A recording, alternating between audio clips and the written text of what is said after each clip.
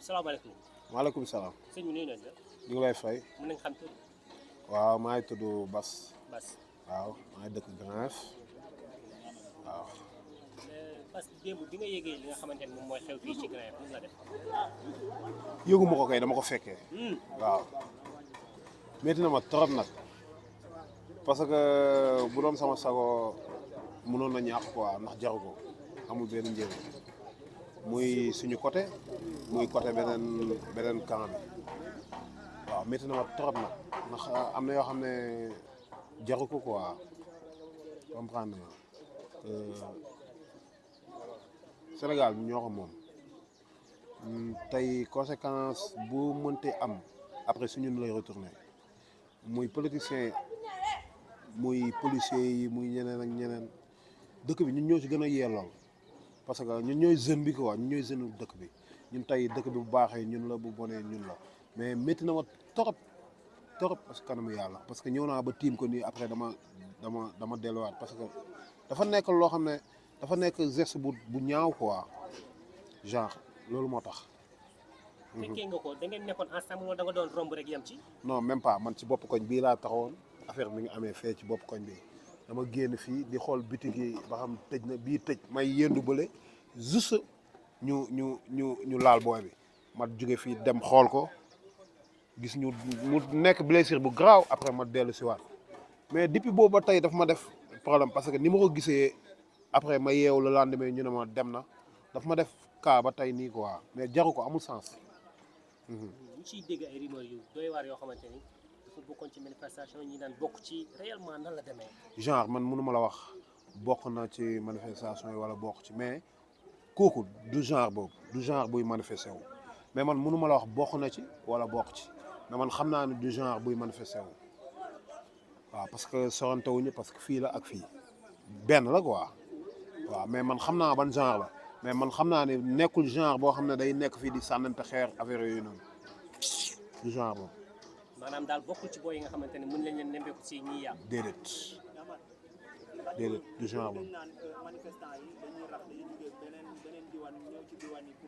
bien sûr dëgg la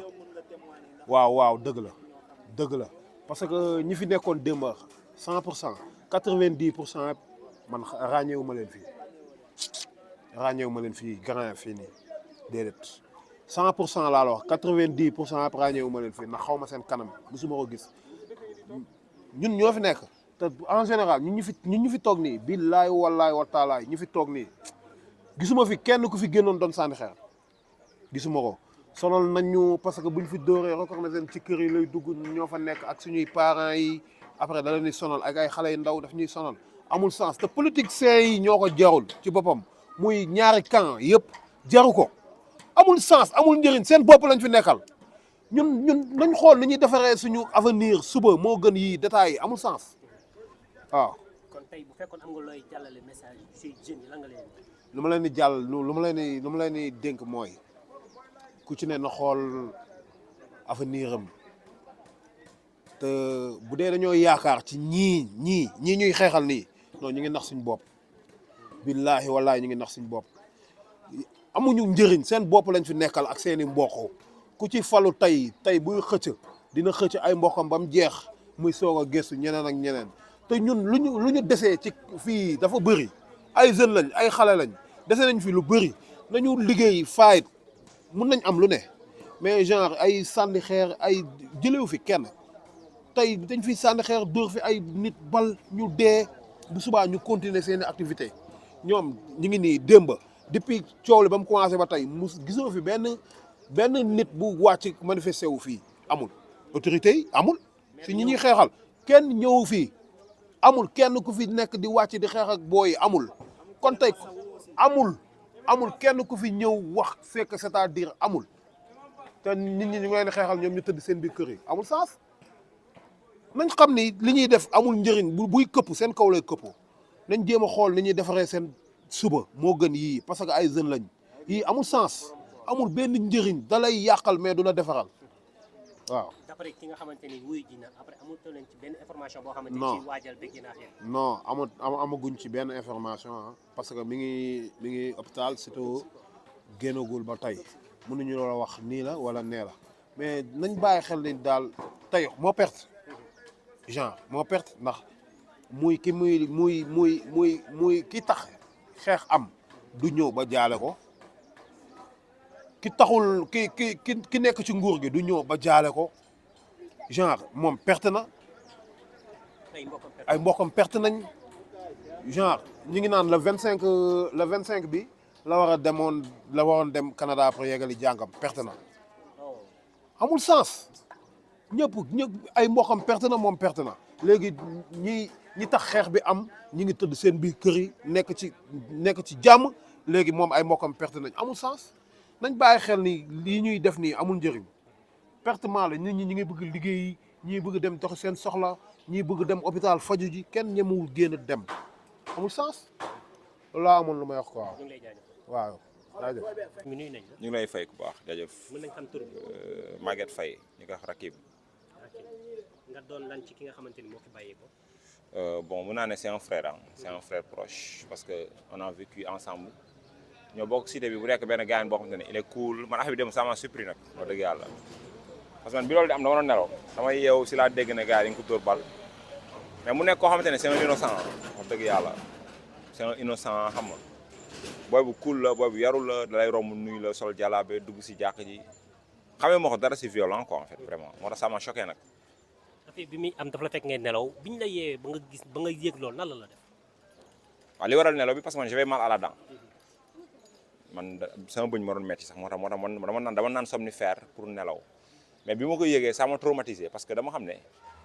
lii c'est de l'injustice quoi bu fekkente ne dëgg rek la yàlla bëgg quoi man démb bi affaire bi amee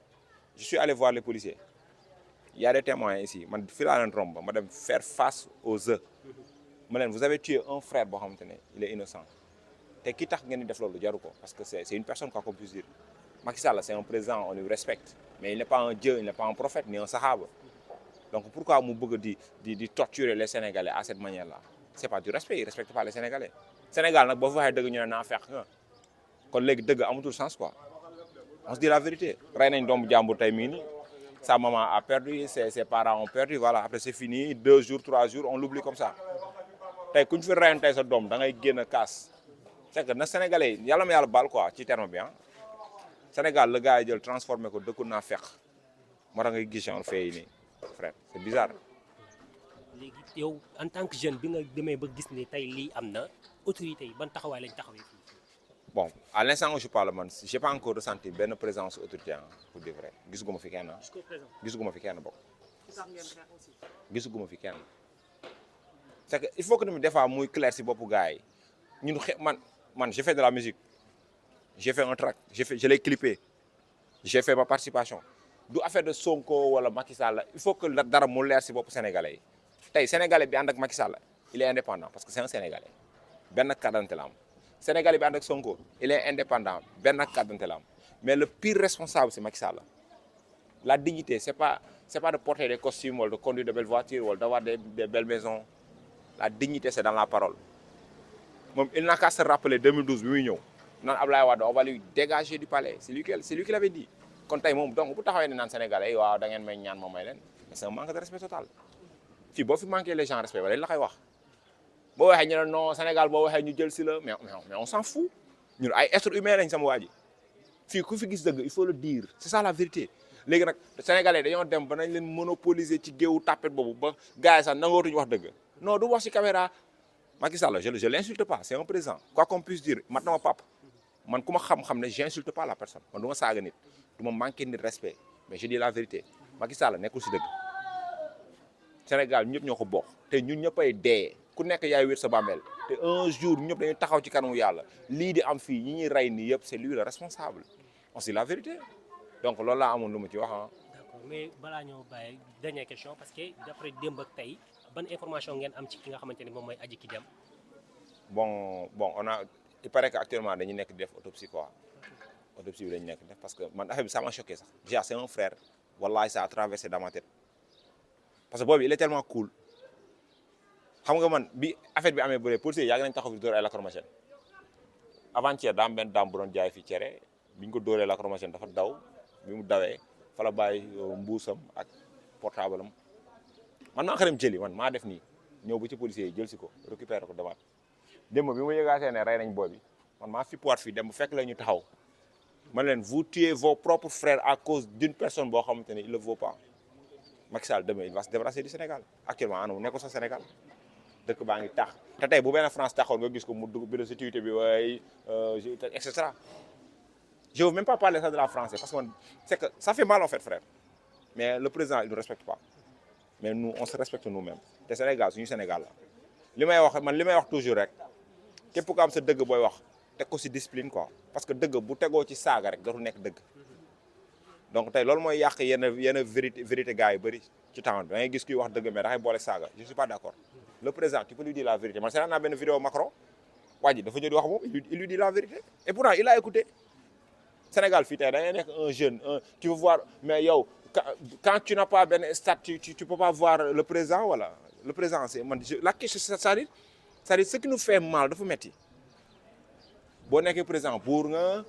voilà kenn on te voit pas les gens n'ont pas le droit de parler tu fais ce que tu veux tu donnes des ordres et on exécute non c'est pas ça la vie avant-hier tu n'étais rien président bi nga nekk nii ce sont les Sénégalais qui te l'ont font Sénégalais yi ñoo la élire ñoo la dugal palais il faut le respecter merci monsieur jaajëf war na big up